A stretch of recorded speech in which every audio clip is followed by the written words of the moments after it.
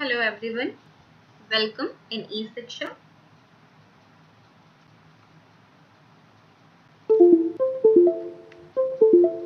Let's start our mission NET JRF 2021 और अभी हम अपना पेपर 1 कवर कर रहे हैं टीचिंग एंड रिसर्च एप्टीट्यूड शिक्षण एवं शोध अभिक्षमता जिसे कहते हैं और ये सारे स्टूडेंट के लिए आपका सब्जेक्ट यानी पेपर 2 चाहे जो भी हो ये आप सभी के लिए कंपल्सरी पेपर है।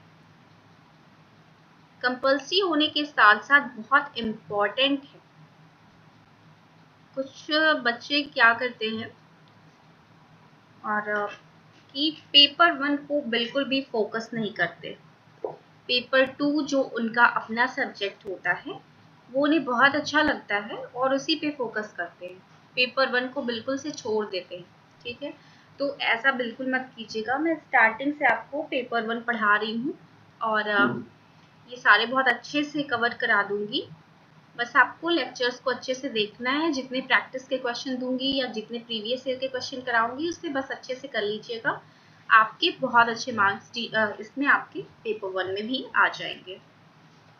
तो अगर आपको नेट जेआरएफ क्लियर करना है तो बिल्कुल भी पेपर 1 को स्किप मत कीजिए। आप ये मत सोचिए कि पेपर 2 को बहुत अच्छा करके बहुत ही अच्छे मार्क्स लाके और नेट जेआरएफ क्लियर हो सकता है चाहे इसमें बहुत कम मार्क्स आए। नहीं, ऐसा नहीं हो पाता है। और बेसिकली अगर आपको जेआरएफ चाहिए तो पेपर 1 पे आपको फोकस करना पड़ेगा। ठीक है, तो अभी हम कवर कर रहे हैं, एक सेकेंड,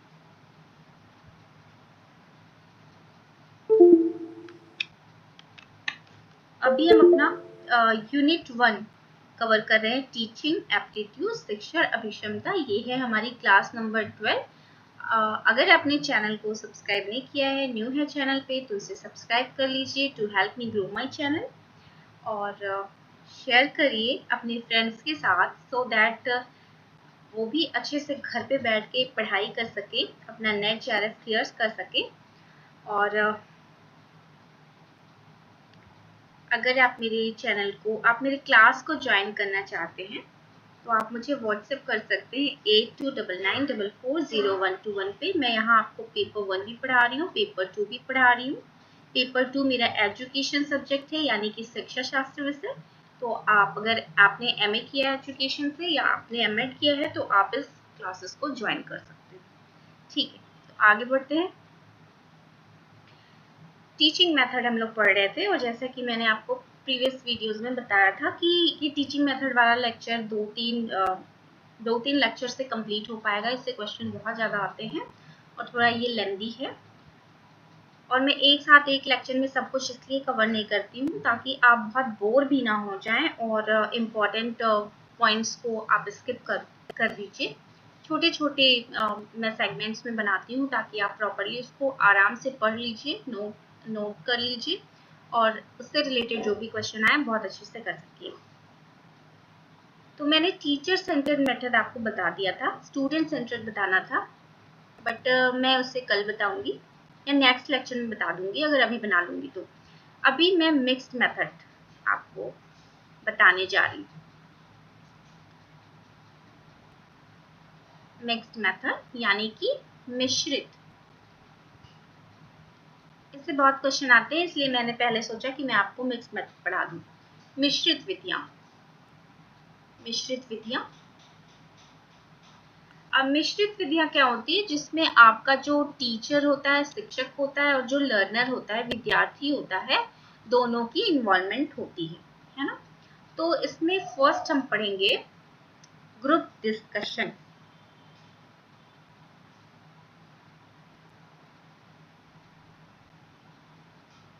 देखिए हम इन विधियों को पहले भी सुन चुके हैं बट जो क्वेश्चन आते हैं ना इस तरीके से आते हैं कि हम वो चीजें ही स्किप किए होते हैं अपने लाइफ में। ठीक है, तो हम आंसर अच्छे से नहीं कर पाते हैं, इसलिए यहाँ पे कुछ भी आपको स्किप नहीं करना है। समूह परिचर्चा, और मैं किसी एक बुक से यहाँ नहीं पढ़ाती हूँ आपको, इसलिए मैं आपको बता दूं कि ये सारी बहुत सारी बुक्स की समरीज होती है ना। तो आप इन सभी चीज़ों को मिस मत करें और इससे एक्स्ट्रा आपको पढ़ने की ज़रूरत नहीं है। बस आप लेक्चर को अटेंड कर लो और साथ में नोट बनाते रहो, नोट मेकिंग करते रहो, तो आपको एक्स्ट्रा बुक्स की ज़रूरत नहीं पड़ेगी। ग्रुप डिस्कशन यानी कि समूह परिचर्चा। अब जैसा कि नाम से ही स्पष्ट हो रहा है, क्लियर हो रहा है कि समूह परिचर्चा डिस्कशन यानी एक समूह होगा, ग्रुप होगा, उसमें लोग बातचीत करेंगे। तो इसे शॉर्ट फॉर्म में कहते हैं जीडी, है ना। तो इसमें ये ऐसी टेक्निक है जिसमें कुछ लोग मिलकर डिस्कशन करते हैं, किसी टॉपिक पे क्या करते हैं, डिस्कशन करते हैं, परिचर्चा करते हैं। किस लिए, इंस्ट्रक्शनल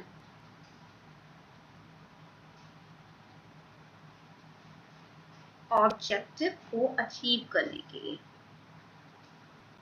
इंस्ट्रक्शनल ऑब्जेक्टिव यानी प्रशिक्षण संबंधी जो उद्देश्य हैं, जो उद्देश्य निर्धारित हुए हैं प्रशिक्षण संबंधी, उन्हें हमें प्राप्त करना है, अचीव करना है। इसके लिए कुछ लोग मिलकर डिस्कशन करते हैं।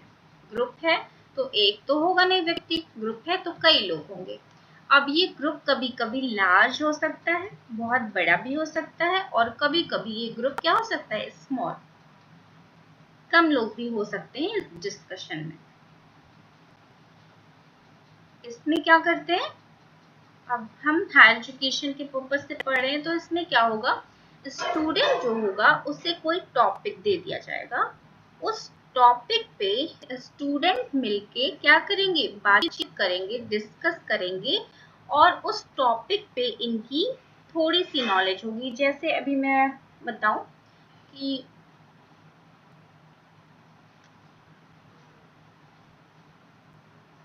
बच्चों को ओजोन लेयर, है ना, ओजोन लेयर बता दिया गया, ठीक है।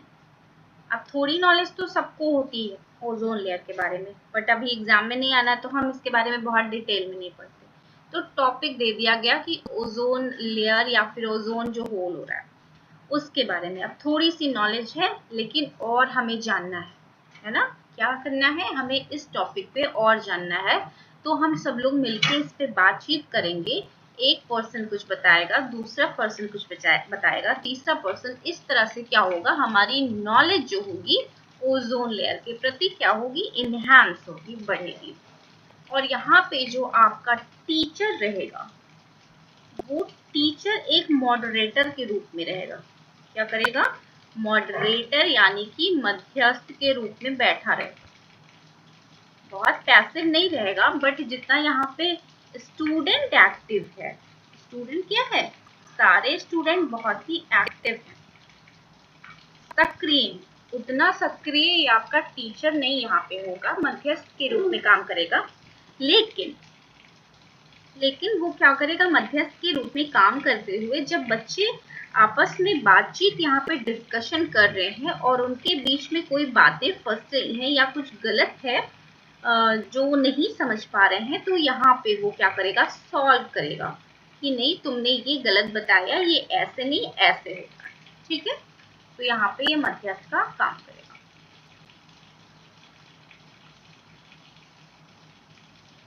चलिए आगे बढ़ते हैं। इसमें क्या होता है, ग्रुप जो होता है हेट्रोजेनियस होता है।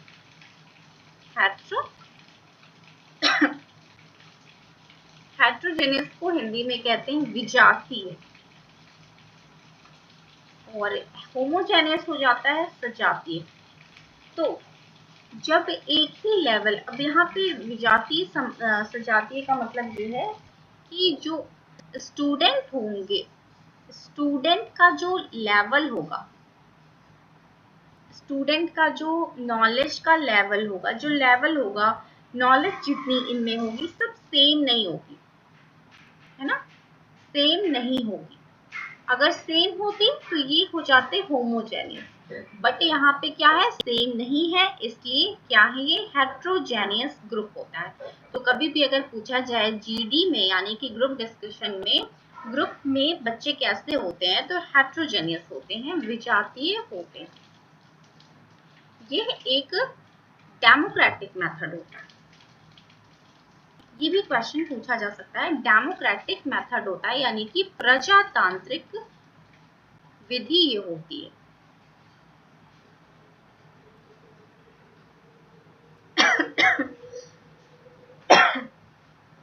इसमें क्या होता है, स्टूडेंट का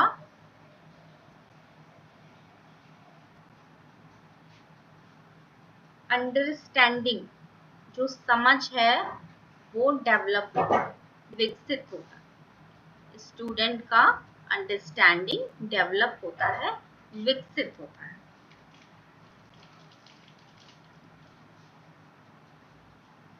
यहाँ पे ये फॉर्मल भी कोई हो सकता है, जीडी भी हो सकती है, यानी कि औपचारिक रूप से कोई जीडी हो, या फिर इनफॉर्मल रूप से भी जीडी हो सकती है, यानी कि अनौपचारिक रूप से भी समूह परिचर्चा हो सकती है। यहाँ पे क्या होता है, लोग अपनी आइडियाज को, विचारों को, या फिर किसी टॉपिक पे कमेंट करने के लिए, या फिर प्रॉब्लम को सॉल्व करने के लिए एकत्रित होके ग्रुप डिस्कशन करते हैं। ठीक है। अब जीडी के कुछ फॉर्म्स भी होते हैं, फॉर्म्स यानी कि प्रकार भी होते हैं। फॉर्म्स, इसे रूप कहेंगे, इसके रूप। अब ये क्लासरूम डिस्कशन भी हो सकता है कि क्लासरूम में बच्चे एकत्रित होकर क्या कर रहे हैं, बातचीत कर रहे हैं किसी टॉपिक पे, या फिर ये फॉर्मल ग्रुप डिस्कशन भी हो सकता है। फॉर्मल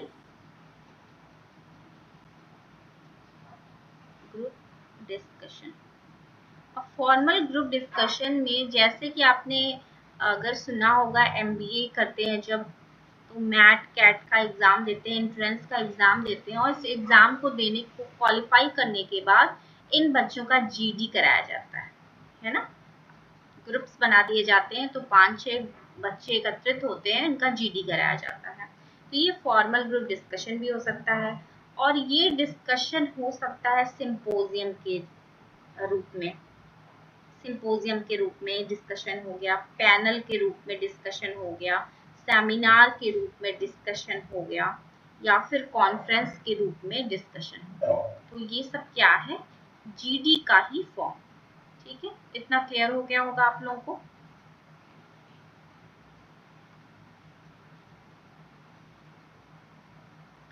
अब इसके टाइप्स भी होते हैं, जीडी के कुछ टाइप्स भी हैं। पहला टाइप है कि प्लांट, मतलब पहले से तैयारी की हुई है यहाँ पे कि कितने लोगों के बीच में, कितने बच्चों के बीच में ये जीडी होनी है, फॉर्मल है कि इनफॉर्मल है, किस तरह की जीडी होनी है, कितने लोग पार्टिसिपेट करेंगे, टॉपिक क्या होगा। तो ये सब प्लान है, ये तो आपको समझ में आ रहा होगा। उसके बाद पार्शली है, पार्शली प्लान्ड है, यानी कि थोड़ा बहुत प्लान्ड है, यहाँ पे बहुत सारी चीजें प्लान नहीं है। या फिर क्या हो सकती है, अनप्लान्ड, कोई प्लानिंग है नहीं, बुला लिया गया बच्चों को, अचानक से कोई टॉपिक दे दिया गया, चलो तुम लोग बच्चों 10 बच्चे हो, अच्छा चलो बैठ जाओ, चलो ये वाला टॉपिक ले लो और चलो बातचीत शुरू करो। ठीक है, यहाँ कोई प्लानिंग नहीं है। तो मुझे लगता है कि आपको जीडी समझ में आ गई होगी कि क्या चीज है। इसके बारे में अगर क्वेश्चन आता है तो आप अच्छे से कर लोगे। और इसके एडवांटेज भी देख लेते हैं, कभी कभी ये सब भी चीजें पूछ लेती हैं। एडवांटेज यानी कि लाभ। तो ये लाभ, इससे क्या होगा कि बच्चों में क्रिटिकल थिंकिंग डेवलप होगी। क्रिटिकल थिंकिंग, आलोचनात्मक, समालोचनात्मक कहते हैं इसे हिंदी में, चिंतन डेवलप होगा बच्चों में। बच्चों को बहुत ढेर सारी नॉलेज मिलेगी, पूलिंग ऑफ नॉलेज होगी, ज्ञान मिलेगा, क्योंकि सब लोग अलग अलग अपने ज्ञान देंगे, तो इस तरह से बच्चों का ज्ञान बढ़ेगा। और इससे जो 4-5 बच्चे अगर बैठे हैं, तो इसमें से अगर कोई बच्चा बहुत अच्छी अच्छी बातें बता रहा है, बहुत ही इसका जो नॉलेज लेवल है बहुत अच्छा है, तो इस तरीके से एक टैलेंटेड स्टूडेंट की पहचान बहुत आसानी से हो जाएगी। अब इसका डिसएडवांटेज क्या है, एडवांटेज बहुत हो गया, अब इसका दोष भी पढ़ लेते हैं कि इससे दोष क्या है इसका।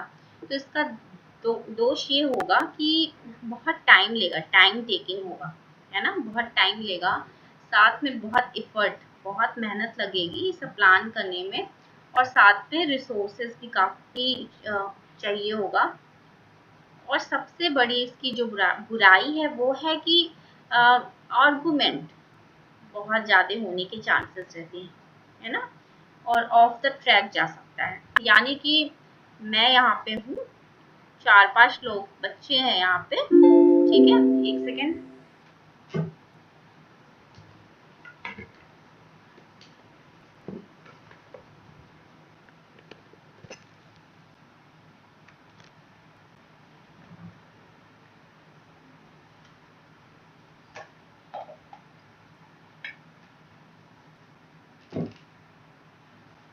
अगर 4-5 बच्चे हैं और वो बता रहे हैं अपनी अपनी बातें,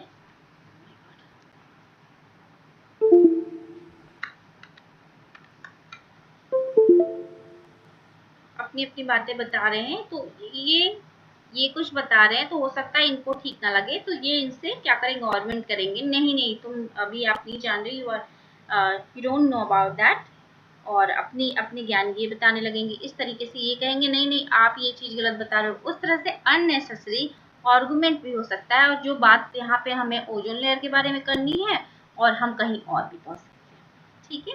तो ये इसकी सबसे बड़ी बुराई है। तो मुझे लगता है कि आप लोग जीडी के बारे में अच्छे से जान गए, इससे रिलेटेड जो भी क्वेश्चन आएगा आप लोग बहुत अच्छे से कर लेंगे। तो सेकंड हम चलते हैं सेमिनार की ओर। सेमिनार नाम तो आप लोगों ने बहुत अच्छे से सुना होगा, है ना, कई बार सुना होगा। सेमिनार को हिंदी में कहते हैं संगोष्ठी, संगोष्ठी कहते हैं। ये क्या होता है, थीम बेस्ड होता है, थीम बेस्ड। आप लोगों ने सुना होगा कि जब सेमिनार होता है तो उसका एक थीम निकलता है ना, यानी कि किसी टॉपिक, थीम का मतलब यहाँ पे कोई टॉपिक होता है, उसी टॉपिक पे सेमिनार कंडक्ट किया जाता है। यहाँ पे टू वे कम्युनिकेशन होता है। बहुत से लोग इस चीज़ को नहीं जानते हैं और ये क्वेश्चन आ चुका है, two way communication, two way communication, ये प्रीवियस ईयर में ये क्वेश्चन आ चुका है और बहुत से लोग इस चीज़ को नहीं जानते हैं, इस वजह से ये हमेशा कई बार गलत हो जाता है। अब लोग कहेंगे कि अगर सेमिनार हो रहा है, कोई पर्सन यहाँ पे बोल रहा है, तो टू वे कम्युनिकेशन क्या होगा, हम तो ऑडियंस है, हम तो बैठ के सुन रहे हैं, ठीक है। बट अगर कोई भी सेमिनार हो रहा है, सेमिनार को इफेक्टिव तभी बोलेंगे जब यहाँ पे ये पर्सन अगर पेपर प्रेजेंट कर रहा है, पेपर प्रेजेंट करने के बाद ये ऑडियंस से ये पूछता है कि do you have any question, यानी आपको कोई क्वेश्चन है, पूछना है, जो मैंने अपना पेपर प्रेजेंट किया उससे रिलेटेड आप लोगों को कोई क्वेश्चन पूछना है, तो हो सकता है यहाँ पे बैठी हुई ऑडियंस में से कोई इससे क्वेश्चन पूछे, हो सकता है 2-4 लोग पूछे, या हो सकता है कि एक ही पर्सन पूछे और ये इसका आंसर भी करेगा, तो ये टू वे कम्युनिकेशन हुआ। और जो गेस्ट हैं वो भी अपने टॉपिक पे अगर आपको कुछ बता रहे हैं तो आपको उससे क्वेश्चन पूछ सकते हैं और उन्हें आंसर देना होगा, इसलिए इसे टू वे कम्युनिकेशन कहते हैं।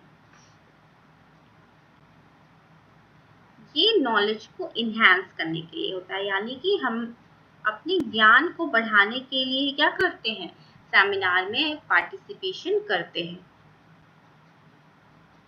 जो गिवन टॉपिक होता है, यानी जो थीम बेस्ड है और टॉपिक है, उस पे हम क्या करते हैं, पेपर को प्रेजेंट करते हैं,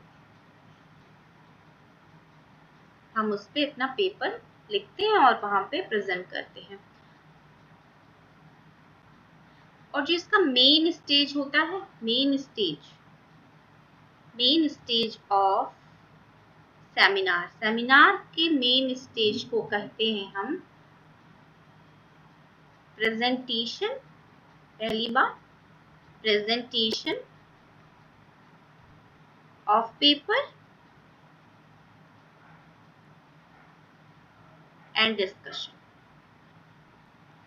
जैसा कि मैंने अभी आपको बताया, ये मेन स्टेज होता है, यहाँ पे ये बंदा पेपर प्रेजेंट कर रहा है, उसके बाद पेपर से रिलेटेड क्वेश्चन को पूछ रहा है और यहाँ पे इसका आंसर दिया जा रहा है, यानी कि डिस्कशन हो रहा है। तो यहाँ पे ये मेन स्टेज होता है सेमिनार का। और ये ग्रुप डिस्कशन का, जैसे मैंने भी बताया था, एक ग्रुप डिस्कशन का ही एक टाइप यानी कि प्रकार होता है। तो ये क्लियर हो गया होगा आपको अच्छे से। अब इसके एडवांटेज क्या है? तो इसके एडवांटेज है प्रेजेंटेशन स्किल। जो बंदा प्रेजेंट कर रहा है उसकी क्या होती है? प्रेजेंटेशन स्किल इनहैंस होती है, प्रेजेंटेशन स्किल अच्छी होती है।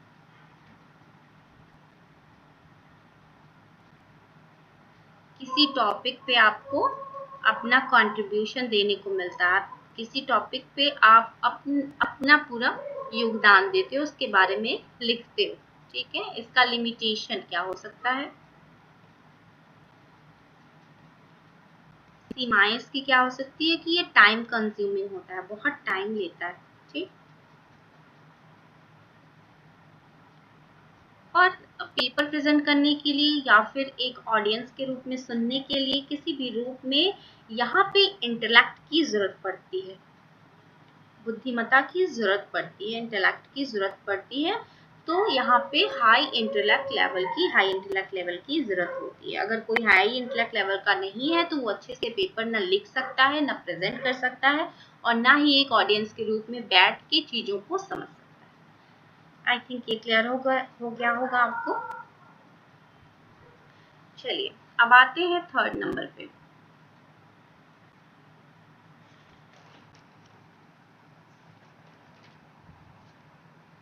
मिश्रित विधि में भी आपको बहुत कुछ पढ़ना है। थर्ड नंबर है आपका पैनल डिस्कशन। पैनल डिस्कशन को हिंदी में क्या कहते हैं देखना पड़ेगा, मैं आपको ग्रुप में मैसेज कर दूंगी, ठीक है। चलिए, ये एक स्मॉल ग्रुप होता है 6 से 8 पर्सन का,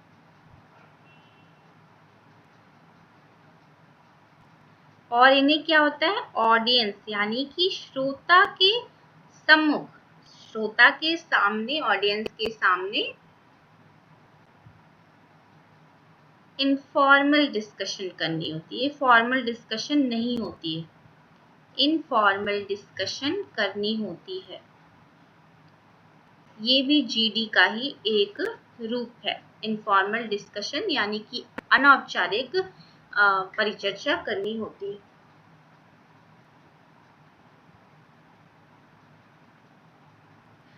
जैसे कि अभी क्लाइमेट चेंज हो रहा है, क्लाइमेट से रिलेटेड प्रॉब्लम है, क्लाइमेट से रिलेटेड चेंजेस हो रहे हैं, तो कुछ लोग 6 से 8 लोग आगे बता दिया गया कि इस बारे में ये बताएंगे हमको।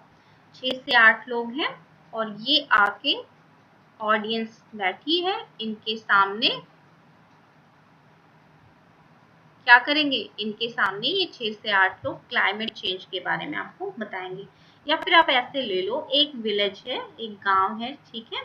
इस गांव में लोग अवेयर नहीं है कोविड के बारे में, ठीक। कोविड के बारे में बिल्कुल भी अवेयर नहीं है, जिससे यहाँ पे डर है थोड़ा सा। तो अब क्या किया? 6 लोगों को जो स्पेशलिस्ट हैं, किसी को भी नहीं बैठा दिया जाएगा, 6 लोग जो स्पेशलिस्ट हैं, इसमें से कोई डॉक्टर है, इसमें से कोई हाइजीन के बारे में बताएगा। इस तरीके से हर चीज के बारे में बताने के लिए अलग अलग तरीके के डॉक्टर्स हैं, या उससे रिलेटेड कुछ गवर्नमेंट के एम्प्लॉयज हैं जो आपको गवर्नमेंट से रिलेटेड जो सुविधाएं कोविड के थ्रू दी जाएगी वो आपको बताएंगे। तो इस तरीके से ये गांव में गए और गांव में ये बैठ के और इन्होंने बताया कि कोविड के बारे में हम अवेयरनेस फैलाने, जागरूकता फैलाने आए हुए हैं।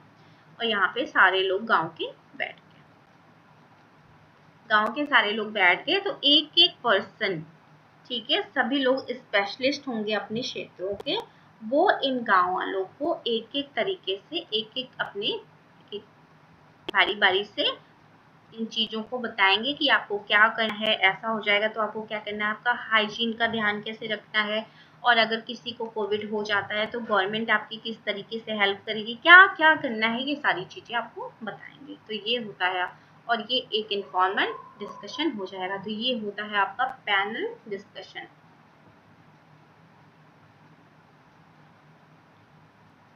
तो ये पूरी तरीके से अवेयरनेस यानी कि जागरूकता, किसी भी क्षेत्र में किसी भी एरिया में जागरूकता फैलाने के लिए, अवेयरनेस फैलाने के लिए होता है। ठीक है। अब इसके लाभ क्या हो सकते हैं? इसके लाभ हो सकते हैं कि अगर इसे अच्छे से कंडक्ट किया जाए, एडवांटेज लाभ इसके कि अगर इसे अच्छे से कंडक्ट किया जाए तो ये सिंगल स्पीकर फोरम से बेटर होगा, यानी कि एकल वक्ता मंच से बेटर हो जाएगा ये। और ये यूजली सोशली जो रिलेवेंट टॉपिक है, सामाजिक रूप से जो महत्वपूर्ण टॉपिक्स हैं, आधारित है समाज से रिलेटेड, उस पे होता है, जिसमें क्या होता है, समाज में जागरूकता फैलती है। ठीक है। अब इसके डिसएडवांटेज क्या हो सकते हैं, यानी कि दोष क्या हो सकते हैं? तो दोष इसके हो सकते हैं कि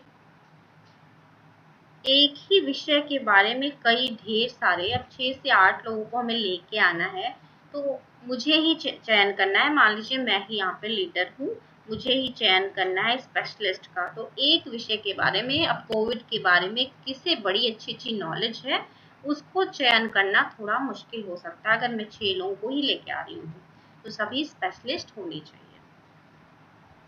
और कभी कभी क्या होता है, ऑडियंस ही एक्टिवली सुनती ही नहीं है ना, वो अच्छे से बता रहे हैं, ऑडियंस अच्छे से सुन ही नहीं रही है, समझ ही नहीं रही है, तो भी ये बेकार हो जाता है। तो इस तरीके से आज हमने मिश्रित मेथड में ग्रुप डिस्कशन कर लिया, सेमिनार कर लिया, पैनल डिस्कशन कर लिया। कल हम ब्रेन स्टॉर्मिंग और बाकी चीज़ें करेंगे, क्योंकि बहुत लेंथी हो जा रहा है ये, और मैं छोटे छोटे सेगमेंट्स में ही आपको ये शेयर करना चाहती हूँ, ताकि आप अच्छे से ध्यान देके हर एक चीज़ों को सुने। तो चलिए नेक्स्ट लेक्चर में मिलते हैं।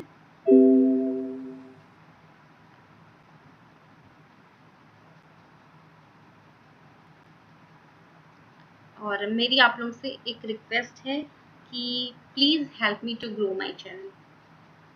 मैंने इस चैनल का कोई एडवर्टीजमेंट नहीं किया है।